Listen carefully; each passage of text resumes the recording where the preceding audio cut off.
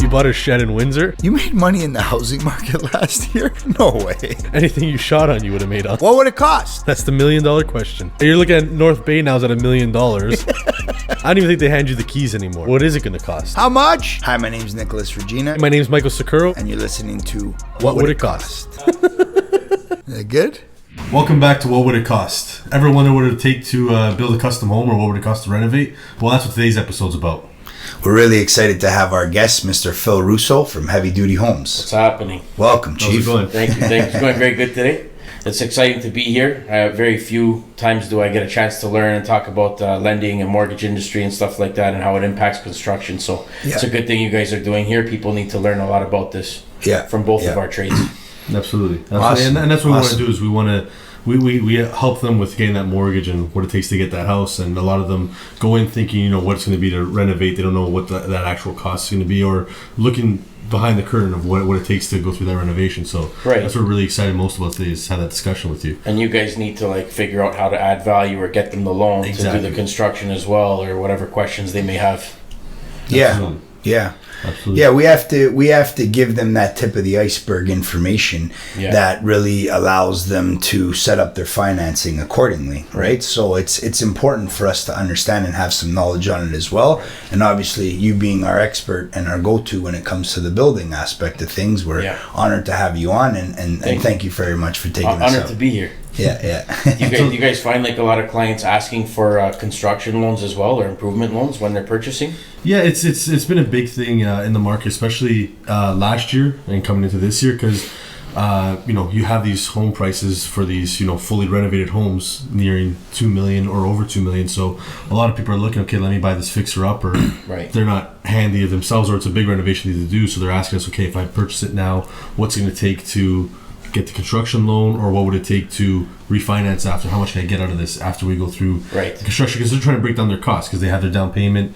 Okay, they don't want to maximize what the value is of that home, which is what everybody's doing. Exactly. Maxing out their bank or their lend on the property purchase, exactly, and not having enough for construction. Exactly. Or what they're doing is they're buying the overpriced property, putting in the construction, they're not getting what they could get back when they go to sell it. Right. Because they've already they hit that max in that area. So it's to be interesting to terrible buyer's market right now. Yeah. And going into that point, they're leaving those funds depleted, and they're not allowing enough capital that they have to come to you with in regards to the building. That's not respecting what's happened in the last year, 2 years. Talk to us a little bit about building in 2021 compared to 2022, and what the challenges have been and the hurdles that you've had to jump over. I would say building in 2021, things were a little different. Everybody was kind of stuck at home. Nobody was really going out. So the house kind of became a priority, adding office space, upgrading kitchens, and money did shift hands quite a bit. So it was a different market. Housing was still somewhat affordable. It wasn't a big issue of super low interest rates and high demand, low product. It was the opposite. So a lot of people had money and funds to do this construction and renovations. This year, due to last year's demand and renovations, prices have skyrocketed on both material and labor, especially labor, making renovations virtually unaffordable. And not only that, people are now starting to steer away from renovations or building as a priority, because things are starting to open up again. They can go out, they can travel. So other priorities are coming back into effect now. So they're leaving the house for last. They can live in with what they have and make do, as long as they can kind of get back to normal life. Right. Yeah. And one of the biggest problems we've been having with the increase is everybody wants our product. They want our renovation and they want our build. But the first question is, can we afford it? Right. Well, Heavy Duty Homes, we're known as Heavy Duty Homes because we deliver a top-notch product. Yeah. It doesn't necessarily mean it's high-end. We only cater to high-end people. We don't skip beats in the house. So everything is accounted for. We don't miss anything in the budget. We don't leave you with surprises after. And we want to make sure that we do a quality job. So now that renovation is going to cost a lot more. So a lot of people they don't have the capital to do these jobs. Right. So they're looking into the equity of their home. They want to pull equity out and pay for the construction. Well, that's where the next challenge comes, because sometimes it's unattainable for them, or it doesn't make sense to them. And dealing with people that are in, financial or from lending companies like yourselves, you can help the client understand the value of not burning your capital and using that equity to fund something and using your capital somewhere else. Yeah. So if you find a renovation costs $500,000 and you've only saved 250 grand, well, maybe it's smarter to pull the equity, get a loan for the $500,000, do the construction improvement, but then have that 250 invested somewhere else. Absolutely. Maybe in a new build. Now, after 2-3 years, you can sell an assignment or a property. Now you've just got your renovation for free. Right. Yeah. No, it's a great way to look at it, maximizing what your equity is and the capital you have. And a lot of people have that old school mentality of thinking, I don't want a loan, I don't want a bill, I don't want a mortgage. No, your money is going to work. Exactly. So whatever you're paying in that interest of that loan, forget about it. Because you can do way more with that capital. Absolutely. Yeah, we call it making that spread, right? And whether that's investing into real estate and having the market appreciate the way it's been, or private lending, right? There's a lot of money to be made, and if you could take advantage of borrowing cheap money and putting it out on the other end, and maximizing the potential of the yield, it's a no-brainer, right? Yeah, and I think as time goes on, people are getting a lot more savvy with how they're investing their money, like the whole rich dad poor dad thing when Robert Kiyosaki wrote that book in 2001, and how he's really made everyone understand what it takes to build the capital and the assets and the equity and the old school way of doing things. It's incredible how wrong it actually is, and even though the intention is good, right, is to be safe, put it in the pillow sack, there's a survival method and then there's a growth method. Absolutely. But essentially, like if you got 100 grand in the bank and inflation's 5-6%, you're losing $5,000-6,000 a year, if you keep it in there, let alone what you could be doing with it on the other end and making that upside for it. So to go to your point, even with the assignment strategy, right, taking that and being able to flip it, take the capital and then allocate towards the renovation, great idea. It works. A lot of people that especially our clients too, they rely on their equity to pull these loans out to do construction. So they don't want to burn their capital, but is it invested? I don't know. It's up to guys like you to educate your clients when they come knocking on your door. Well, why is that money sitting there? Let's do something with it. Exactly. Yeah, let's make it work for you. And I noticed that you're doing something very different from a lot of builders, and that's growing a team with some solid company culture and a really good following on social media. You diversify your content, you keep things interesting, and you wouldn't really think that a builder can come out with such a nice platform and really educate their clients and keep them entertained and keep them laughing but in the know. But I want to tip my hat to you with that. You've done an incredible job, and what it's a lot of work. With all that too, I've noticed over time, we can all sell a product. Right. People don't care about a product. There's no such thing as a product. You're selling yourself. They want a relationship. They want respect. So. I'm not, as much as I do care about the renovation and the construction, that's the least of it. That's not where our job ends. I care about the value of your home. I care about your future, your equity, your assets. So we're building a relationship based on something you can look at long term, maybe change the way you think. Right. So we make it fun. We build a team that people love dealing with.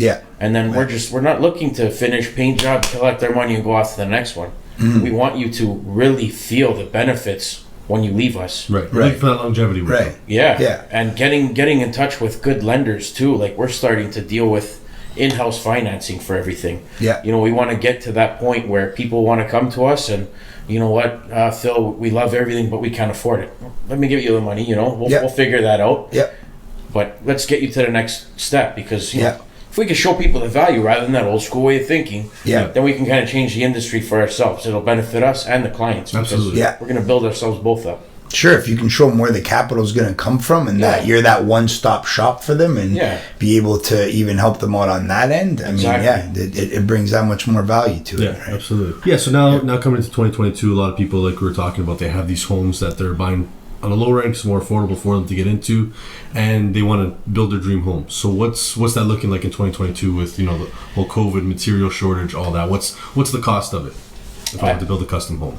I would say if you had to build a custom home in 2022, given today's inflation, we're starting our builds at about $400 a square foot. Okay.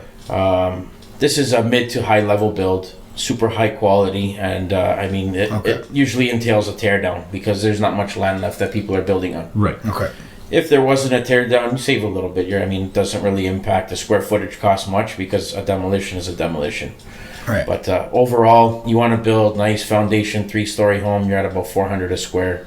It's going to give you like all the nice slab porcelain tile, the 7-inch wide white oak flooring, quartz countertops. Like it's all top end building. Nice. Black on black windows, black aluminum. Everything's upgraded. Okay. Right on. Glass showers, finished basement, theater rooms, steam rooms. Everything comes top to bottom. But you could save on that price as well. When you're getting into building a custom home, people aren't really in that market of saving. If you're in the market of saving, going to a lower square footage price, you're kind of looking at tract homes, which is like your big builders, your big subdivisions, and then you're waiting for those construction dates. Right. Okay. The custom market's completely different. Okay. Yeah. And what about one that's, let's say the bones are good, so it's not a tear down. It's just a renovation. Yeah. So what's that look? So let's say you had the foundation, you have the outside is good, but the renovation side, what's that price per square foot look like if you're gutting the whole place and just leaving the structure? A good rule of thumb for mid to high level renovation to go by is about $250,000 per floor. Okay. So if you're looking at a typical 3,000 square foot home plus basement, you're going to want to budget $250 for the main, $250 for the top, and $250 for the basement. Okay. You can make the basement a lot less if you don't want to add those theater rooms, the sauna, the steamer, the gym, the poker and cigar room. You can just make it 4 drywalled walls, rec room only, Right. and cut it way down. But again, heavy duty homes, we're kind of about the next level. We don't build basements, we build the 3rd floor of the home. Right. I like that. Very cool. Your main floor usually includes appliances, and you got to budget windows and doors. So it's not just an interior renovation, you're kind of touching a little bit of the outside. You got to make sure the garage doors are changed and operational, the motors, your waterproofing, because you're not going to do all this build inside and then have your basement leak on you. Exactly. Yeah. So there's a lot of things that these renovations entail that a lot of people will skip on. Yeah. And when you're seeing those $200,000 estimates come in and another guy's giving you $5, there's a reason for it, but you got to make sure that you're comparing apples to apples. Because obviously in $300,000, there's a lot of apples missed. Right. Yeah. Or one guy's just out to lunch and doesn't know how to price, so he beefs it up high. Yeah. Just to not lose. Yeah. So there's a lot of research you got to do when you're getting different estimates. Make sure everybody's done their homework. For us, I believe in books. When I do an estimate, I charge for those estimates. I take deposits. Yeah. First, I'll do the consultation for free. I'll walk the homeowner through the house and I'll tell them what I think it's going to cost. I'll give them a rough margin within about 10% based on our meeting. If you want to go through with the formal estimate, I'm going to prepare a 30-page book for you. You're going to come to our office, I'm going to present it on the TV screen, and we're going to go line for line what's included so you understand the aspects of my build. That's why we've become so successful, because even though we're $200,000-300,000 more than the other guy, I can show them what I'm doing as opposed to a napkin estimate. Right. Yeah. Something somebody scribbled up, very vague. Yeah. Sliding And that across the communication and the transparency when it comes to everything from the structural to the finishes and how you're going to cross that finish line, it's really important. And I find with the builders and the clients that are having their product built, there's a lot of these arguments that could be avoided if there was just that communication and that transparency from the start, right? So you hear of all these people, we're going through renovations and they're stressed out and they're just not, I feel like a lot of that could be avoided if a system like you have in place was a standard in the industry, and the client can feel a lot better about what was going to happen, when it was going to happen, and how it was going to happen, essentially. So good on you for doing that, man. Yeah, that's awesome. Showing people the value of construction and what it's going to cost. Like the costs are very different because some guys are just not doing it properly. Yeah. I have a lot of clients ask me, are you on the tools, Phil? I said, no, why would I be on the tools? I'm here meeting with you, doing the estimates, doing the presentations, making sure the job's running. Yeah. Making sure your supervisor is on top of our project that we discussed. How am I going to be on the tools? Well, doesn't that cost money if we're paying you and you're not even working? Well, what do you want me to do exactly? Do you want me to be a plumber today? Do you want me to be a painter tomorrow? Do you want me to be a tile setter on Thursday? Yeah. What kind of company are you hiring? Right. If I'm not delegating professional licensed trades to each element of your build, what are you paying for? Exactly. That's what you're paying for is the expertise. You're Professional getting the best, work. Yeah. You let the experts do what they got to do, and that's where you're going to see that final product immaculate, right? If you want a crew of handymen, you're going to get handymen. Yeah. But if you want pros building your future home to guarantee that value on resale, I'm sure you've all walked into a shitty renovation or build, and it looks great on the MLS, but when you see it, you're like, oh. Yeah, what these people do. 100%. Yeah. Those are the DIYers. Those are the cheap handymen that are doing that stuff.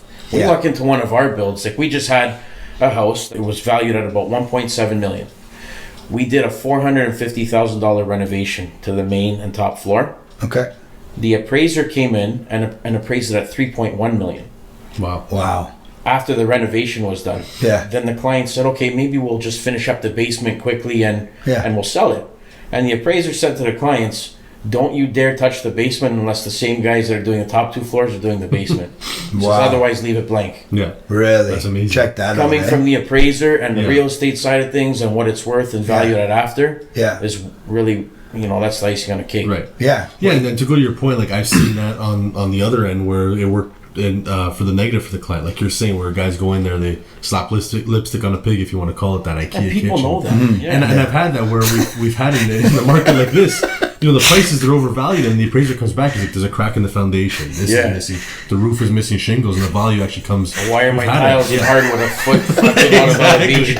Exactly. Yeah, you could trip on the lips in the tile. Exactly. Yeah. We have one. It looked gorgeous, and the appraiser's like, "Well, the house is tilting backwards."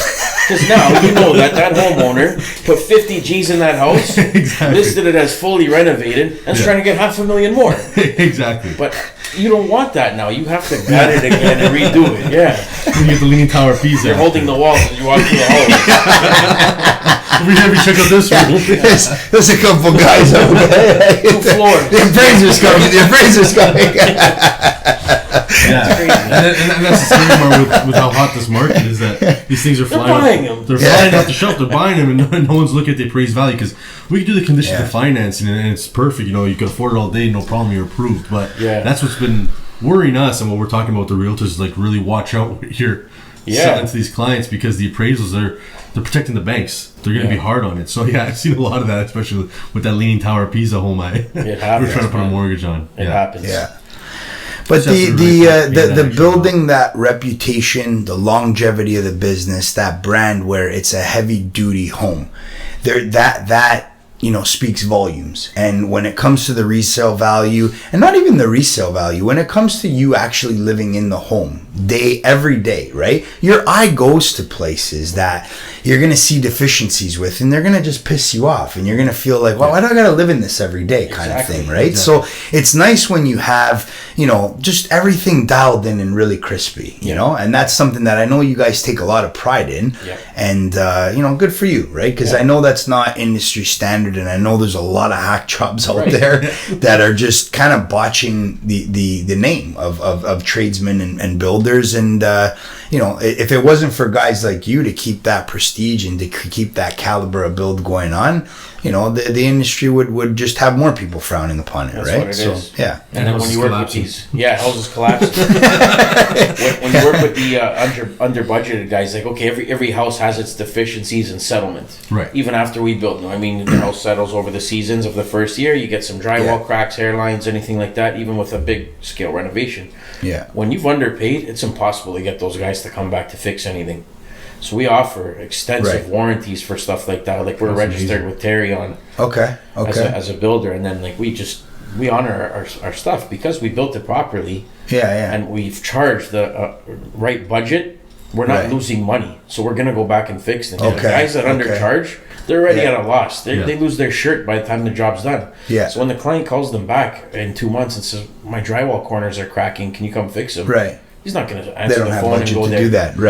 Right. Yeah, so go into detail about what you're talking about, the Terry on warranty, because I didn't know, I like that detail there, because you don't think about that as like, what's the house going to look like 6 months after? Not stuff's going to fall apart, but property's going to settle, like you said, or you have harsh seasons. We're going to minus 20 to plus 40 in the summer. So talk more about the Terry on warranty, what that is, what it costs. So we're registered for Terry on, and what that does is give clients on new builds a 10-year warranty up to structural. So you're going to get milestone warranties for things like drywall cracking and imperfections, which is between usually 1 to 4 years. Okay. And then it gives you up to 10 years warranty on structural.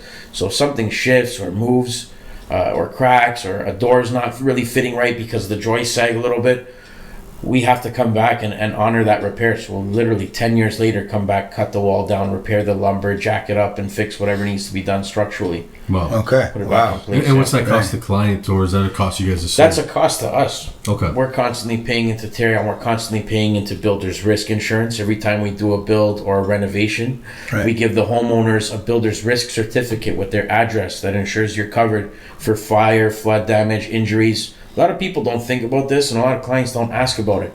But if you're spending $250,000 plus, and the contractor's trying to charge you $2,000 to $4,000 somewhere for insurance, that's something a lot of clients aren't going to dispute.